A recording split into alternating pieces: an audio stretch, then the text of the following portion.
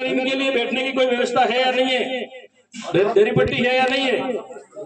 अगर स्कूल में दरी पट्टी की व्यवस्था नहीं हो, ये भी हम कराएंगे। और यहाँ पानी की दिक्कत है तो यहाँ हैंडपंप, मेरे विधायक मन से हैंडपंप भी यहाँ लगाऊंगा, घोषणा कर रहा हूँ।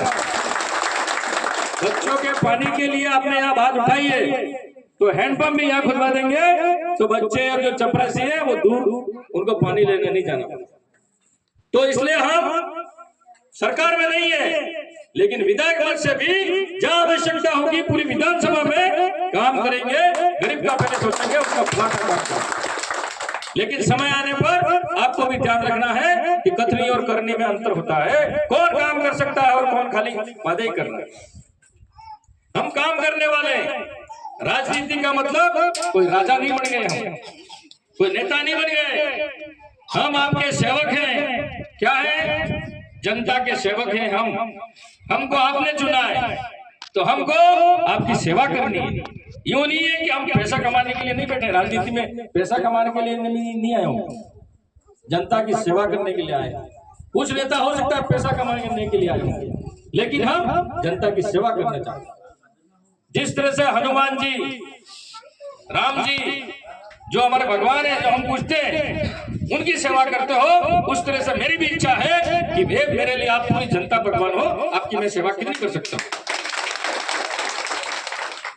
ये हमारी सोच होनी चाहिए, ये हमारा मन ऐसा होना चाहिए कि हमारे बच्चों को कैसे बढ़ाएं, हम सब एक कैसे रहें, हम आगे कैसे बढ़ें, छोटे बड़े का मान सम्मान कैसे करें। समाज की बात खूब है, समाज की बात मैं कहना नहीं चाहता हूं, लेकिन जो समाज, शिक्षा जिसने भी, जिस समाज ने ली है वो समाज आगे बढ़ेगा। डॉक्टर बाबा साहब अम्बेडकर ने कहा है, शिक्षा वो शेरनी का दूध है जो जितना पिएगा इतना दहाड़ेगा। मतलब जो जितना शिक्षित होगा उसमें ज्ञान आएगा, जो बात करेगा आगे बढ़ेगा, दूसरों को शिक्षित करेगा। इसलिए शिक्षा हमारी सरकार आपको निःशुल्क दे रही है, तो शिक्षा बहुत ही जरूरी है। और शिक्षा से ही हमारा परिवार, घर, समाज और हमारा देश एक हो सकता है, आगे बढ़ सकता है। आप सबसे निवेदन है, ग्रामवासियों से, हमारे रिटायर्ड प्रिंसिपल साहब, पंडवा, हाँ चिंतन जी, और हमारे ये डीलर साहब और सभी मिलके आपने जो व्यवस्था की है, कुछ लोग ये उद्घाटन भी नहीं करवाना चाह रहे थे, कुछ लोग यूं कह रहे थे कहा पैसा तो दिया ही दिए, यूं भी कह रहे थे कहा एमएलए ने पैसे दिया है, पैसा नहीं दिया है। अरे भाई 25 लाख रुपए एमएलए ने दिया और तुम कह रहे हो कि दिया ही दिया, ऐसे भी लोग हैं आपके यहाँ। लेकिन हम काम करने वाले हैं, काम करेंगे, गरीब का सुनेंगे, और आधी रात को बुलाओगे तो भी हम आएंगे। तो ऐसे झूठ ज्यादा दिन चलने वाला नहीं है। अब तो समझदार लोग आ गए, पढ़े लिखे आ गए, कितने दिन झूठ बोलोगे आप। लेकिन ऐसी राजनीति नहीं करनी चाहिए, झूठ की राजनीति मत करो, गांव के विकास की राजनीति करो। गांव में क्या समस्या है, पंचायत में क्या समस्या है, लोगों की क्या समस्या है, हैंडपंप है, रोड है, पीएम आवास है, शौचालय है, स्कूल के लिए हम क्या कर सकते हैं, ये सोच आपके जनप्रतिनिधि में होनी चाहिए, तो ही पंचायत गांव आगे बढ़ सकता है।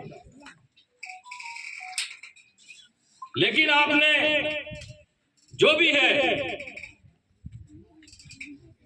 कईयों ने कुछ भी किया, लेकिन जो भी, जिसने भी मुझे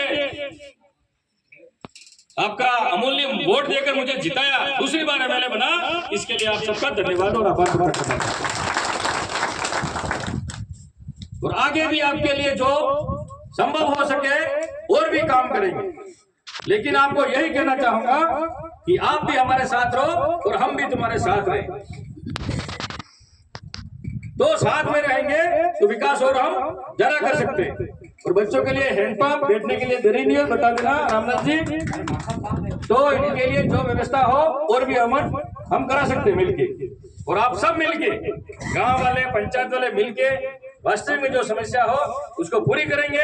और हमारी सरकार, कांग्रेस सरकार ने 25 लाख तक का निःशुल्क इलाज, फ्री में इलाज हो रहा था, बंद कर दिया। गारंटी